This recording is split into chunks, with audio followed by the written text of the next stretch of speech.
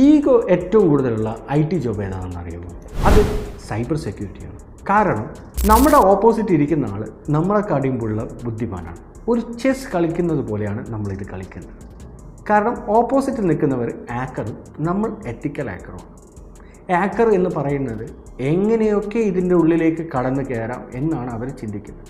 നമ്മൾ ചിന്തിക്കേണ്ടത് അവരെന്താണോ ചെയ്യാൻ ഉദ്ദേശിക്കുന്നത് അത് മുൻകൂട്ടി കണ്ട് അതിനെ ഓപ്പോസിറ്റ് ചെയ്യുന്ന കരുക്കളാണ് നമ്മൾ നീക്കേണ്ടത്. ഇപ്പോൾ നിങ്ങൾ രണ്ട് കാര്യങ്ങളാണ് പഠിച്ചത്. ഒന്ന് ആക്കറും മറ്റൊന്ന് എത്തിക്കൽ ആക്കറും. ആരാണ് ആക്കർ?